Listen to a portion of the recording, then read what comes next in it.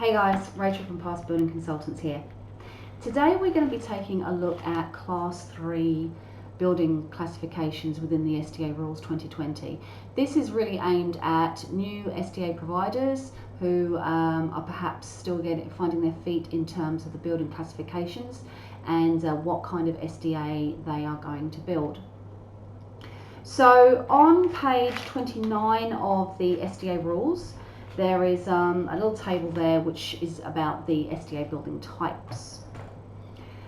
Class 3 falls across 3 different building types, whereas when you refer to the building code, Class 3 is Class 3, and the types of property that we'd be looking at for people with disabilities falls under Section 4. So Class 3 buildings in the building code states a Class 3 building is a residential building providing long-term or transient accommodation for a number of unrelated persons, including, and then item 4 in the list is accommodation for the aged, children or people with disability. So that's from the building code. But within the SDA 2020 rules, it further differentiates that.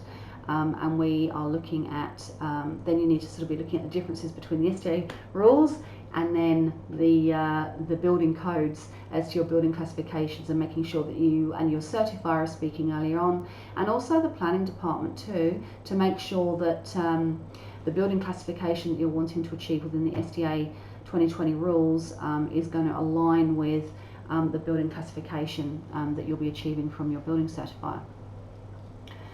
So going back to page 29 of the rules, the first area that can be deemed a Class 3 building under the SDA rules is a villa, duplex and townhouse. Now the features of those particular buildings are that they have 3 or less residents, that it's a semi-detached property within a single land title or strata titled area, that's very important. It is separated from other villas, duplexes or townhouses by a fire resistant wall, although that's not required for existing stock. That they have separate and reasonable accessible entry. That the residents are not able to internally travel between dwellings, although you can have restricted internal access between dwellings for support staff only. And they can also have an ancillary dwelling that is located on the same parcel of land as another dwelling, for example, fully self-contained granny flats. So that's the first category. Now if we jump over to the price guide and take an example of a villa, duplex and townhouse with 2 residents, you'll see that the upper price range for that is $36,469 per annum per participant. That's for high physical support with on-site overnight assistance provided. That figure equates to $701 a week per participant per week for a villa, duplex or townhouse as a Class 3. Now, if we then look at houses, which is the second category of potentially Class 3 buildings in the SDA rules, you're looking at the features of a house as a low-rise dwelling with gardens or a courtyard, probably similar to the villa, duplex and townhouse. Also that they are located on a clearly separate land area. This is very important. Separated by, for example, a fence, hedge or other form of delineation. Also really important is that they must have no shared wall, roof, entry area, driveway, car park or outdoor area with any other dwelling other than an ancillary villa, townhouse or duplex that has no more than 1 resident. That the parcel of land on which the house is located is proportional to the number of residents and is consistent with similar properties in the neighbourhood in which the house is located. That's a tricky one and it's really quite subjective. They're trying to achieve that SDA settles naturally into the local vernacular in terms of architecture and sort of building type, but that's quite a subjective one. So yeah, I'm not quite sure how that will work in reality, but anyway. And then also the parcel of land on which the house is located has no more than 2 ancillary villas, duplexes or townhouses. So that is referring to houses, whether they be Class 3, which is what we're talking about today, or Class 1 buildings.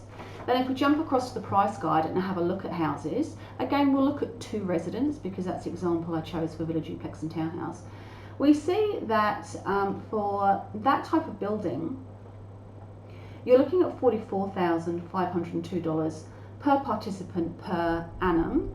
Obviously, again, that's the higher end of that's the maximum achievable allocation, and that works out to $856 a week. So $856 a week per resident per participant, as opposed to $701 per participant, whether it's a house or a villa or duplex or townhouse. And that's basically a difference of $155 a week per resident, or just over $8,000 a year per participant. That's not to be sniffed at. So one of the additional considerations that you'll obviously needing to be considering very early on when you're looking at blocks of land and when you're looking at specifying and designing the buildings is, is this going to be classified as a house, or is it going to be classified as a villa, duplex and townhouse? The third category that we have for Class 3 buildings is a group home. And this is distinguished from other houses according to the SDA 2020 rules as that basically it has 4 or 5 long-term residents rather than fewer than that. So that's your third class of Class 3 buildings in the SDA rules. Now, speaking to participants and families, generally people are trying to get away from the group home model. It's not to say there's not a place for it, but people are really looking at more a home environment and wanting accommodation which reflects being at home and not living in an institutionalized building. So whilst group homes are still necessary, I'm sure a lot of participants and families are really crying out for smaller buildings, villas, duplexes, townhouses, apartments even, that may just be suitable for 1 or 2 participants. But that's obviously considerations that you need to be taking and seeing what your demographic is, what people are asking for your area, having a look at the land availability, and obviously doing a lot of costing options to see which is the most viable for your particular scenario and what is desirable in your area. So I'm not teaching anyone how to suck eggs, but it's just very interesting to see the difference between the 3 Class 3 categories in terms of the price guide, and also just making sure that people are aware of what they're going to be needing to achieve when they look at the rules, so that they're not going to get a nasty shock when they're realising that they can't meet those pricing categories. Just having a quick look at group homes, things we have touched on that. So group home for residents, because that's the lowest number that a group home can be for, that attracts $37,000, just over $37,000 per participant per annum as a group home, which is also a Class 3 building. So the higher range for the potentially Class 3 buildings are, so the lowest one would be $31,527 for a villa, duplex, townhouse with 2 residents, and it goes all the way up to $44,502 for a house with 2 residents. So it's quite a range there. If you guys have got any questions about this or any other matter, then by all means do reach out to me at Rachel Past Building Consultants. If there's anything you would like me to cover in particular, then do let me know that also. Obviously SDA is a changing space, and people are learning all the time, myself included of course, and we're basically all here to kind of help each other and achieve some really amazing best practice SDA across Australia. And really my part in that process is to sort of inform the SDA design and build process, so that we can get more SDA out there, which is of a very high quality. So by all means reach out. If I can't help you myself, then I will find someone who can, and I will speak to you soon. Thank you.